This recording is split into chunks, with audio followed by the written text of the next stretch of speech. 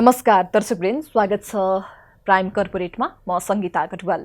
Prime कर्पोरेटमा हामी corporate सेक्टरका हरेक गतिविधिहरूका विषयमा चर्चा परिचर्चा गर्दै हरेक हप्ता यहाँहरू सामु उपस्थित हुने गर्दछौँ र आज भने हामी नेपाल उद्योग वाणिज्य महासङ्घका अध्यक्ष शेखर गोल्छासँग पछिल्लो समयमा नेपाल उद्योग वाणिज्य महासङ्घले के कस्ता खालका कार्यहरू गरिरहेको छ, त्यसैगरी नयाँ सरकार आएसँगै निजी क्षेत्र र सरकार बीच के कस्ता खालका सम्झौताहरू भएका छन् र के कसरी अगाडि बढ्दैछ त निजी क्षेत्र, यसै विषयमा केन्द्रित रहेर आज हामी कुराकानी गर्नेछौँ। कुराकानीतर्फ नै लागौँ। स्वागत छ यहाँलाई कार्यक्रममा। धन्यवाद सङ्गीताजी। सन्चै हुनुहुन्छ? हजुर। पछिल्लो समयमा मुलुकमा सरकार फेरिएको छ हैन, र पहिले पनि धेरै काम गरिसक्नु भएको अर्थमन्त्री यतिखेर जनार्दन शर्मा जुन अर्थमन्त्रीमा नियुक्त हुनुभएको छ, उहाँले पहिला पनि धेरै राम्रा कामहरू गरिसक्नु भएको छ मन्त्री हुँदाखेरि, र अब आएको सरकारप्रति निजी क्षेत्रको अपेक्षा चाहिँ के रहेको छ? अब हेर्नुहोस्, किनभने हामी अब उद्योग वाणिज्य महासङ्घको मैले नेतृत्व गरिरहेको छु र निजी क्षेत्रको नेतृत्व गर्दाखेरि हामी कुनै पोलिटिकल पार्टीलाई न कुनै हामीतिर लाग्ने होइन र जुन सरकार आउँछ हामीले त्यही सरकारसँग सहकारी गर्न आवश्यक छ र अहिले सरकार आएको छ र हामी सहकारी गर्न चाहन्छौँ, किनभने लक्ष्य सबैको एउटै छ, समृद्धि, र समृद्धिको लागि बाटो फरक होला, तर त्यसको लागि निजी क्षेत्रको पर्सपेक्टिभ दिने हाम्रो काम हो। कसरी लगानीको वातावरण सुधार्न सकिन्छ र यो विषयमा हामी माननीय अर्थमन्त्रीज्यूलाई भेटी पनि सकेका छौँ। त्यसै गरी यहाँले भेटी नै सकेको छु भनि नै हाल्नुभयो अर्थमन्त्रीज्यूलाई होइन। आज भर्खरै यहाँले प्रधानमन्त्रीलाई नै भेटेर आउनुभएको छ। त्यसै गरी जुन कोरोनाबाट शिथिल भएको नेपालको अर्थतन्त्रलाई उकास्नको लागि के गर्न सकिन्छ र सरकारलाई यहाँको सुझाव के रहेको छ? पक्कै पनि कसैले कल्पना पनि नगरेको समस्या यो कोरोनाको समस्या हो। अब ग्लोबली हेर्ने हो भने 40 लाखभन्दा बढी व्यक्तिहरू मरिसकेका छन्। हाम्रो देशमा पनि अब यो सङ्ख्या ठुलै भइसकेको छ। मलाई लाग्छ 8-9 हजार पनि क्रस भइसकेको छ र आर्थिक रूपमा पनि हेर्ने हो भने लाखौँ युवाहरूले रोजगारी आफ्नो गुमाएका छन्। हाम्रो देशमा पनि रोजगारी खास गरेर अनौपचारिक क्षेत्रमा चाहिँ एकदमै चुनौतीपूर्ण रहेको छ र त्यो आधारमा अहिले कोरोना आउँदाखेरि यो कोरोनाको समस्यालाई समाधान गर्ने अरू देशको पनि उदाहरण हेर्ने हो भने यसको समाधान खोप नभइकन हुँदैन। हामीले आज पनि सामान्य प्रधानमन्त्रीज्यूलाई भेट्यौँ र मान्य अर्थमन्त्रीज्यूलाई भेट्यौँ। हामीले के भनेका छौँ भने खोपको लागि व्यवस्था एकदमै प्रायोरिटीमा हुनुपर्छ र निजी क्षेत्रलाई पनि प्रायोरिटीमा राख्नुपर्छ, किनभने हामी पनि फ्रन्टलाइन वर्कर छौँ। किनभने हामीले आपूर्ति व्यवस्था मिलाउनुको लागि धेरै जोखिम उठाएका छन् हाम्रा निजी क्षेत्रका साथीहरूले। कुनै पनि अत्यावश्यक सामानको हामीले आपूर्ति व्यवस्था खलल हुन दिएनौँ, सबै चिज सुचारू रह्यो र कुनै अस्वाभाविक रूपले प्राइस पनि बढेन र देशभरि आपूर्ति व्यवस्था चाहिँ सुचारू थियो र यसको लागि धेरै निजी क्षेत्रका खास गरेर साना र मझौला व्यवसायीहरूको ठुलो हात छ र उनीहरूलाई फ्रन्टलाइन वर्कर मानेर अब उनीहरूलाई खोप प्रायोरिटीमा उपलब्ध गराउनुपर्छ भन्ने कुरा हामीले सम्मानीयज्यूलाई पनि र माननीय मन्त्रीज्यूलाई पनि राखेका थियौँ आज। जस्तै यहाँहरूले खोपको कुरा गरिरहँदाखेरि होइन, यहाँहरूलाई पनि प्राथमिकतामा राखिनुपर्छ भन्ने कुरा गर्दाखेरि निजी क्षेत्रले खोप उत्पादनमा नेपालमै उत्पादन गरौँ या अगाडि अझ तदारुकता देखाएर खोपलाई प्राथमिकतामा राखौँ, खोप अगाडि ल्याउँ भन्ने कुरामा चाहिँ यहाँहरूले के गरिरहनु भएको छ? अब जहाँसम्म मेरो जानकारी छ, किनभने म आफै पनि भ्याक्सिन म्यानुफ्याक्चरर छु, यहाँ नेपालमा मैले गरेको छु र त्यो आधारमा मलाई थाहा छ कि ह्युमन भ्याक्सिन बनाउनु भनेको धेरै ठुलो लगानी पनि आवश्यक छ यसको लागि र प्रविधि पनि चाहिन्छ र यो दुईटाको कसैले लिएर आउन सक्छ भने नेपालमा खोप बनाउन नसकिने होइन, सकिन्छ। तर यो रोग यस्तो छ कि यो रोग कसरी चल्ने हो, कहाँबाट जाने हो, कुन खोप कति बेला प्रभावकारी हुने हो र भोलि चाहिँ अहिलेको खोपहरू चाहिँ प्रभावकारी नहुने हो कि, यस्ता कुराहरूले गर्दाखेरि नेपालमै उत्पादन गर्नको लागि अहिले पनि मैले त कसैलाई कोही अगाडि बढेको सुनेको छैन, तर कोही बढ्छ भने त्यसको लागि हामी सबैले मिलेर सहयोग गर्नै पर्छ। भनेपछि निजी क्षेत्रले खोप उत्पादनको लागि जुन ठुलो लगानी अनि त्यस पछाडि हुन्छ नि एउटा सपोर्टको खोजीमा छ निजी क्षेत्र? होइन, कसैले योजना लिएर आउँछ भने हामी उद्योग वाणिज्य महासङ्घको नेतृत्वले त्यसलाई चाहिँ कोअर्डिनेट गर्नको लागि, फेसिलिटेट गर्नको लागि हामी पुरै आफ्नो प्रयास पनि गर्नेछौँ। जस्तै यहाँले भन्दै हुनुहुन्थ्यो भ्याक्सिन हामी उत्पादन आफैले गरिरहेको छु भनेर भन्दै हुनुहुन्थ्यो होइन अलिकति अगाडि।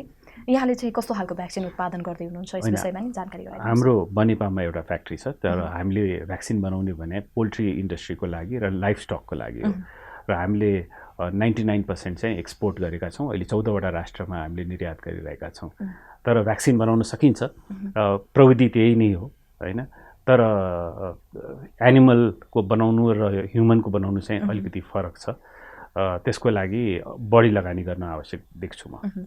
भनेपछि निजी क्षेत्र नेपालमै खोप उत्पादन गर्नेतर्फ चाहिँ अहिले खासै सोचिसकेको अवस्था भने छैन, यो सम्भव छैन भन्नेतिर छ? होइन, धेरैले होमवर्क गरिरहेका छन् होला, तर अहिले ठोस व्यापारको एउटा प्लान बनाएर चाहिँ कसैले पनि प्रेजेन्ट गरेको मेरो जानकारीमा चाहिँ छैन। सरकार चेन्ज भएसँगै बजेट पनि ल्याउनुपर्छ, त्यो पहिलेको बजेटले हुँदैन भन्ने एउटा चर्चा पनि चलिरहेको छ। के अब नयाँ बजेटको आवश्यकता छ, के लाग्छ यहाँ? होइन, अब सङ्गीताजी कस्तो छ भने उद्योग वाणिज्य महासङ्घले एउटा भिजन पेपर 2 महिना पहिला सार्वजनिक गरेको थियो।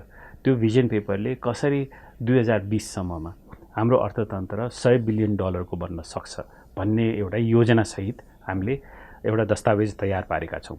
त्यसमा हामीले कुन कुन कुरामा प्राथमिकताको साथ राख्नुपर्छ भन्ने कुराहरू राखेका छौँ र त्यसको विस्तृत अध्ययन पनि गरिसकेका छौँ। हाम्रो के हो भन्नाले देशको यो साइजमा अर्थतन्त्र लिएर आउँदाखेरि देशमै रोजगारी 4 देखि 5 लाख हरेक वर्ष रोजगारी पनि सृजना गर्न सकिन्छ र व्यापार घाटा पनि कम गर्न सकिन्छ। तर मूल हाम्रो अर्थतन्त्रको आकार बढ्नु पर्यो र यसको लागि लगानीको वातावरण सुध्रिनु पर्यो र त्यसैले गर्दाखेरि हामीले आफ्नो सुझावहरू पनि दिएका छौँ।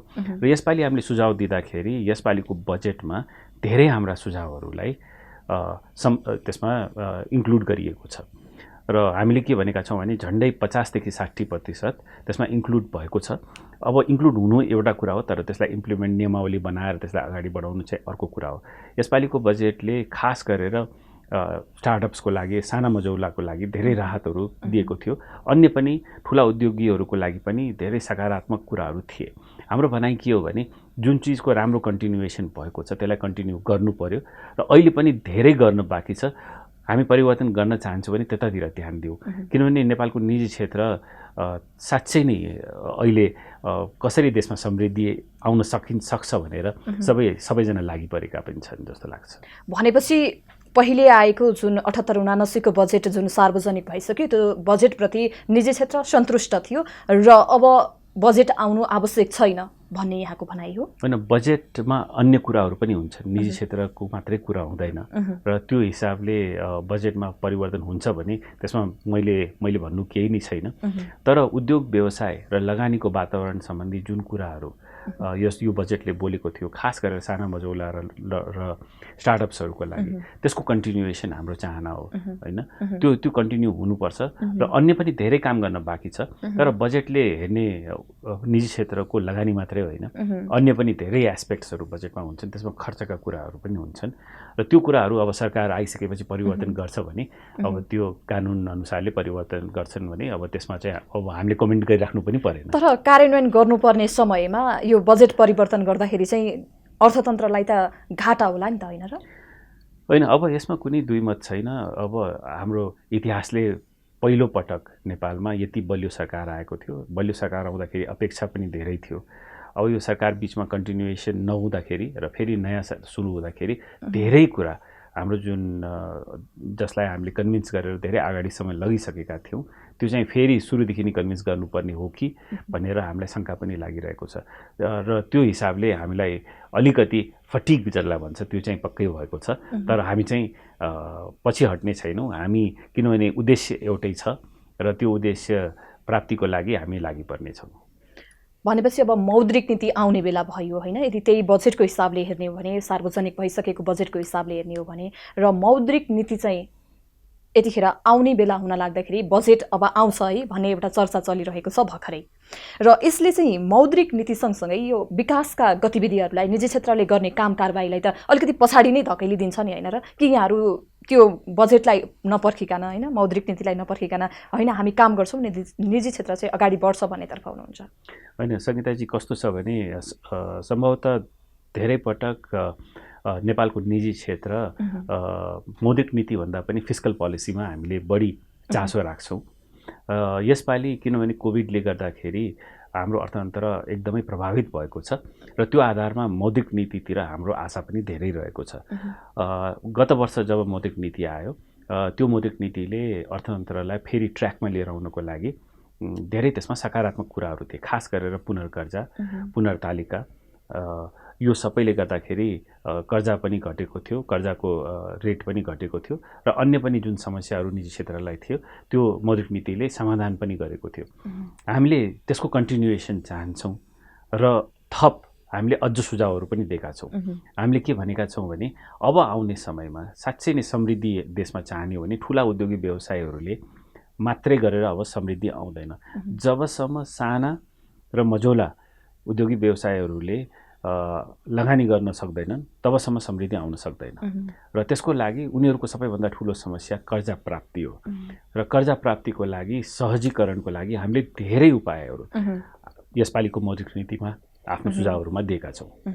जस्तै साना लगानीकर्ताहरूले यदि म लगानी गर्छु, उद्योग क्षेत्रमा प्रवेश गर्छु भन्नेहरूका लागि चाहिँ अलिकति कर्जा प्राप्तिमा सहजीकरण छैन भनेपछि हो। किनभने अहिले कस्तो छ भने साना र मझौला उद्योगी व्यवसायहरूलाई कर्जा प्राप्तिको लागि ठुलो मात्रामा धितो राख्नु जरुरी छ। हामीले के भनेका छौँ भने साना र मझौलाको लागि प्रोजेक्ट फाइनेन्सिङ हुनुपर्छ भने कसैले 40% लगानी गर्न सक्छ, उसले गरेको छ भनेपछि त्यही 40%लाई धितो मानेर 60% प्रोजेक्ट फाइनेन्सिङ अन्तर्गत दिन सक्नुपर्छ र कमर्सियल ब्याङ्क्सको सेफ्टीको लागि हाम्रो विभिन्न टुल्सहरू युज गर्न सकिन्छ, इन्स्योरेन्स लगायत अन्य टुल्सहरू प्रयोग गर्न सकिन्छ र यो आधारमा अरू अन्य देशहरूले पनि यो गर्दाखेरि यो क्षेत्रमा चाहिँ धेरै उत्साहजनक लगानी आएको थियो। हामी चाहन्छौँ नेपालमा पनि त्यो साना र मझौलामा लगानी आओस् भनेर होइन र यो भयो भने साँच्चै नै हाम्रो अर्थतन्त्रको कायापलट हुन सक्छ। भनेपछि अहिलेसम्म उद्योग क्षेत्रमा लगानी गर्नको लागि चाहिँ खासै सहज वातावरण चाहिँ छैन भन्न सकियो होइन यहाँको बुझाइ, यहाँको कुरा अनुसार त? अब हेर्नुहोस्, उद्योग क्षेत्रमा लगानीको लागि मुख्य दुईटा कुरा छन्। एउटा चाहिँ लगानीको अब उद्योगले लगानीको प्रतिफल खोजेको हुन्छ। हामीका प्रतिफल लगानीको प्रतिफल एकदमै कमजोर छ उद्योगिक क्षेत्रमा, किनभने हामीका कस्ट अफ डुइङ बिजनेस चाहिँ एकदमै बढी छ। कस्ट अफ बिजनेस घटाउनुपर्छ भन्ने कुरा हामीले आफ्नो भिजन पेपरमा पनि राखेका छौँ। त्यस्तै गरेर इज अफ डुइङ बिजनेस भने सजिलो बनाउने र कस्ट घटाउने अनि यसका विभिन्न उपायहरू छन्। यो सबै राखेर हामीले आफ्नो सुझावहरू पनि दिएका छौँ। जस्तै नेपालमा औद्योगिक क्रान्ति आउन सकिरहेको अवस्था छैन, जस्तै यहाँले नि भनि नै हाल्नुभयो होइन। यसको दोषी को सरकारी पक्ष, सरकारी नियम या निजी क्षेत्र, कसलाई लिने त? होइन, अब किनभने मेरो हजुरबुवाले पनि यो देशको पहिलो उद्योग राख्नु भएको थियो होइन। विराटनगर जुट मिल देशको प्रथम उद्योग मेरो हजुरबुवाले राख्नु भएको थियो र त्यसैले गर्दाखेरि उद्योगको पीडा के छ त्यो मेरो परिवारबाट मैले पनि देखेको छु र मैले पनि भोगेको छु र त्यो आधारमा मैले के भन्न चाहन्छु भने कुनै पनि निजी क्षेत्रलाई यसमा दोष दिन मिल्दैन, किनभने नेपालको मात्रै होइन विश्वको हरेक निजी क्षेत्र नाफामूलक हुन्छ होइन। उनीहरूले नाफा खोजेको हुन्छ र नाफा नराम्रो शब्द होइन, नाफा भएपछि मात्रै रोजगारी सृजना गर्न सकिन्छ, त्यसको त्यो व्यापार व्यवसायको स्थायित्व हुन्छ र हामी कर तिर्न सक्छौँ अनि मात्रै समृद्धि आउन सक्छ। हामीका नेपालमा कल्चरली नाफालाई चाहिँ निजी क्षेत्रलाई नाफासँग जोडिन्छ र त्यो जोडिनु गलत छैन, तर नाफा भनेको गलत शब्द होइन, यो नकारात्मक शब्द होइन, यसलाई चाहिँ पोजिटिभ मान्नुपर्छ। जब डक्टरले नाफा गर्छ, वकिलले नाफा गर्छ या कानुन व्यवसायीले गर्छ या अन्यले पनि गर्छन् भनेपछि त्यसलाई चाहिँ हामी नराम्रो मान्दैनौँ। जब उद्योगी व्यवसायीले नाफा गर्छन् भनेपछि हामीले एउटा नेगेटिभ दृष्टिकोणले हेर्ने हाम्रो एउटा संस्कार पनि रहेको छ र मेरो भनाइ के हो भने देशमा लगानी कम छ भने त्यसको लागि लगानीको वातावरण सुधार्न सरकारले अगाडि बढ्नुपर्छ। नेपालको निजी क्षेत्र सक्षम पनि छ, लगानी गर्न पनि चाहन्छ, तर यसको लागि सरकारले चाहिँ सहजीकरण गरिदिनुपर्छ जस्तो मलाई लाग्छ। र क्रान्ति भित्राउनको लागि, औद्योगिक क्षेत्रमा क्रान्ति भित्राउनको लागि र मुलुकमा बहुराष्ट्रिय कम्पनीहरूलाई भित्राउन चाहिँ कसले के गर्नुपर्छ? यो अहिले वर्तमान अर्थमन्त्रीज्यूसँग नेपालको निजी क्षेत्रले पहिला पनि धेरै काम गरिसकेको छ। उहाँ बोल्ड डिसिजन लिन सक्ने मान्छे हुनुहुन्छ र हामीले उहाँबाट अपेक्षा पनि धेरै गरेका छौँ हैन। र अहिले तपाईँले जुन भन्नुभयो विदेशी लगानी भित्र्याउनलाई के गर्नुपर्छ भने विदेशी लगानी भित्र्याउनुको लागि रहर गरेर लगानी चाहिँ कहिले पनि आउँदैन। विदेशी लगानी लिएर आउनको लागि जुन लगानी आउँछ त्यसको प्रतिफल सुनिश्चित हामीले गर्न सक्यौँ भने लगानी आउन सक्छ। र त्यसको लागि हामी कहाँ जसरी मैले अघि पनि भने कस्ट अफ डुइङ बिजनेस र इज अफ डुइङ बिजनेसमा हामीले ध्यान दिन जरुरी छ। सरकार र निजी क्षेत्र मिलेर अगाडि बढ्नुपर्छ भन्ने एउटा हरेक वर्ष जुन भन्नाले मन्त्री सरकारसँगै निजी क्षेत्र अगाडि बढ्नुपर्छ, केही गर्नुपर्छ देशको लागि, नेपालको अर्थतन्त्रको लागि भन्ने हामीले सुनि नै रहेका हुन्छौँ। तर यो भने कार्यान्वयनको पाटोमा भने खासै पाइँदैन नि। होइन, पक्कै पनि तपाईँले ठिक भन्नुभयो। सहकार्य जबसम्म हुँदैन तबसम्म समृद्धि सम्भव पनि छैन। र जबसम्म निजी क्षेत्रलाई विश्वास गरिँदैन यो जुन हामीले सहकार्य हामीले जुन लगानीको वातावरणको कुरा गरिरहेका छौँ त्यो चाहिँ सम्भव नै छैन। त्यसैले गर्दाखेरि नेपालको निजी क्षेत्र सक्षम पनि छ, जिम्मेवार पनि छ र अब विश्वास सरकारले गर्न सक्नु पर्यो र यो विश्वासको वातावरण हामीले बढाउन सक्यो भने अझ बढी लगानी आउन सक्छ र समृद्धि आउन सक्छ जस्तो मलाई लाग्छ। योभन्दा पहिला जुन सरकार र निजी क्षेत्र बीचको जुन सम्झौता जुन एउटा सहजता थिएन भनेर बुझ्नु पर्यो हैन त? होइन, अब कस्तो हुन्छ भने निजी क्षेत्रसँग सहकार्य गर्न त्यति सजिलो चाहिँ छैन है। धेरै सरकारहरूले बोल्न चाहिँ बोलेका छन् तर काम गर्दाखेरि चाहिँ खुट्टा कमाएका छन्। किनभने निजी क्षेत्रसँग सम्झौता या सहजीकरण गर्दाखेरि यसमा के भेस्टेड इन्ट्रेस्ट छ भन्ने कुरा हाम्रो सानो सोचले धेरै पटक उनीहरूलाई चाहिँ प्रेसराइज गरेको हुन्छ। र मलाई आशा छ यो सोच अब बदलिन्छ। मलाई आशा छ अहिले आएको सरकारले निजी क्षेत्रको कुराहरू समस्याहरूलाई समाधान गरेर लगानीको वातावरणलाई अझ सुधार्छ। त्यसै रेमिट्यान्स र कृषिमा निहित नेपालको अहिलेको अर्थतन्त्र कहिलेसम्म उद्योग र वाणिज्यमा आधारित अर्थतन्त्र बन्ला यहाँको विचारमा? होइन, अहिले तपाईँले ठिक भन्नुभयो। रेमिटेन्सले गर्दाखेरि नै हाम्रो अर्थतन्त्र चलेको छ होइन। किनभने रेमिटेन्सले कन्जम्सन बढाएको छ, पर क्यापिटा पनि बढाएको छ र त्यसले गर्दाखेरि राजस्व पनि बढेको छ। त्यसले गर्दाखेरि विकास खर्चहरू पनि हामीले धान्न सफल भएका छौँ। कृषिमा हेर्ने हो भने हामी कृषि प्रधान देशै हौँ। कृषिमा हाम्रो प्रोडक्टिभिटी एकदमै कम छ। त्यसमा चाहिँ धेरै सुधार गर्न आवश्यक छ जस्तो मलाई लाग्छ। हामीले आफ्नो भिजन पेपरमा कृषिको सुधारका पनि धेरै कुराहरू राखेका पनि छौँ। तर समग्रमा मैले जसरी भने लगानीको वातावरण सुधार्नको लागि, उद्योगमा लगानी आउनको लागि कस्ट अफ डुइङ बिजनेस र इज अफ डुइङ बिजनेस यो दुईटा एस्पेक्टलाई चाहिँ सुधार्न जरुरी छ जस्तो लाग्छ। त्यस्तै देशको व्याप्त बेरोजगारीको समस्यालाई हटाई मुलुकमा आर्थिक क्रान्ति जुन ल्याउन बुदागत रूपमा भन्नुपर्दाखेरि के काम गर्नुपर्छ होला?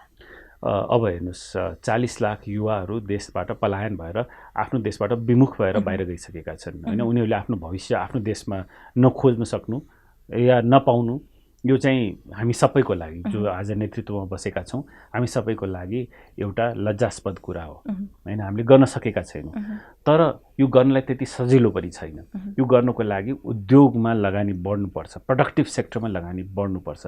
अब प्रोडक्टिभ सेक्टरमा बढाउने हो भने त्यसमा लाग्ने कस्टहरू, जस्तै उदाहरणको लागि लजिस्टिक कस्टको कुरा गरौँ या ब्याजको कुरा गरौँ या ऊर्जाको कस्टको कुरा गरौँ या श्रमको कुरा गरौँ, यसलाई चाहिँ हामीले एफिसिएन्ट बनाउन सक्यौँ भने उद्योगमा लगानी बढ्छ होइन। अनि मात्रै जुन अहिले हामी 8-10% हामी पर्सेन्टेजमा बसेका छौँ हाम्रो अर्थतन्त्रको उद्योग क्षेत्र, र यो चाहिँ हामी यसलाई चाहिँ 20-25% लग्न सक्छौँ भन्ने हाम्रो भिजन पेपरमा यो कुरा चाहिँ इन्क्लुडेड छ। यहाँ एउटा सफल उद्योगी पनि हुनुहुन्छ होइन। त्यसै गरी यति धेरै युवा युवतीहरू बाहिर रोजगारीको लागि बाहिर विदेशिँदै गर्दाको अवस्थामा नेपालमा उनीहरूले म केही गर्छु भनेर एउटा सोच्न नसकेको, म केही गर्न सक्छु भन्ने एउटा दृढता नभएको हो या नेपालमा त्यो वातावरण छैन?